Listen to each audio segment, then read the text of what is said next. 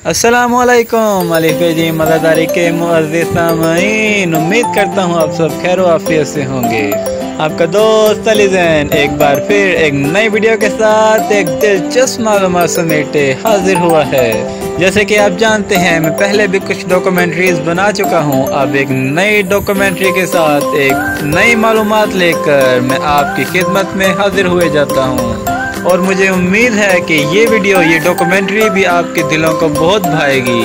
तो दोस्तों, आगे बढ़ने से पहले मैं अपने तमाम दोस्तों से गुजारिश करना चाहूँगा, मेरी वीडियो को लाइक करें, मेरे चैनल को सब्सक्राइब करें और बेल आइकन प्रेस करें। अब वीडियो का आगाज़ करते हैं। आज हम ऐसी शख्सियत की बात करने जा रहे हैं जो कि पाकिस्तान के मशहूर व मरूफ नोहा हुआ होने के साथ साथ कसीदा और नात ख्वां भी हैं, जिनकी आवाज़ बहुत ही पुरकशिश और सुकून दह है। ऐसी शख्सियत को ढूंढने निकलें तो एक ही शख्स का नाम सुनने को मिले, मीर हसन मीर। जी बिल्कुल, आज हम मीर हसन मीर की ज़िंदगी पर ही बात करेंगे।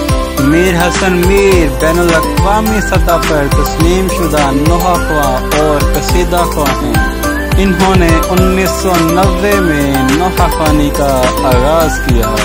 ये अपने ख़ानदान की वजह से अपनी आवाज़ मुतारिफ करवाने में कामयाब रहे, क्योंकि इनके ख़ानदान वालों ने इनकी काफ़ी मदद की और इनकी हौसला अफजाई की।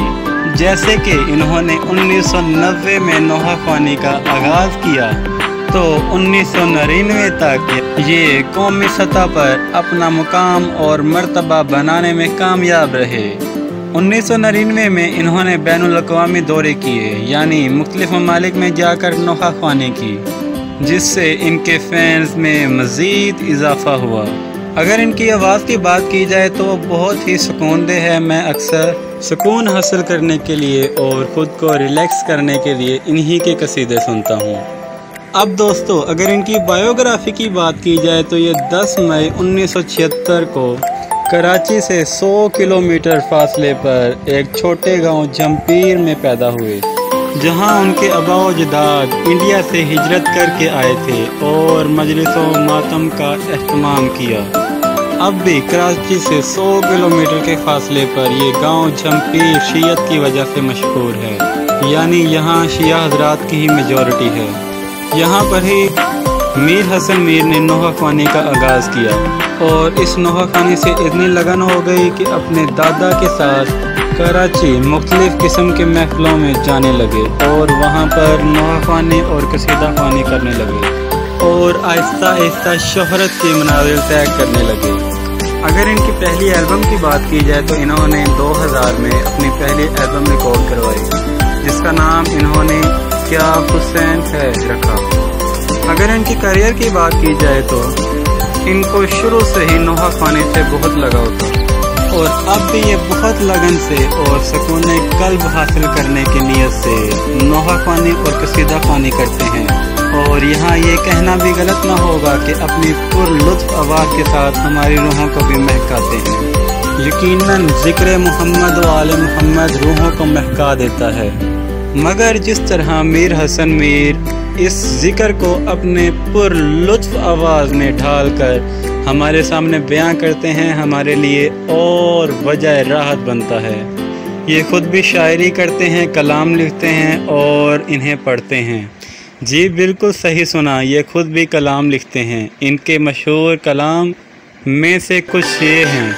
नंबर 1 पे है खुदा खैर करे और नंबर 2 पर कलंदर साईं, नंबर 3 अब्बास तेरा हक है ज़माना तुझे रोए, नंबर 4 आज का दिन भी मौला गुजर गया, नंबर 5 ज़ख्म अकबर। ये तमाम कलाम मीर हसन मीर ने खुद लिखे और इन्हें पढ़े हैं और ये भी इनके कलाम बहुत मशहूर हैं। मीर हसन मीर शादीशुदा हैं, इनके 2 बेटे हैं।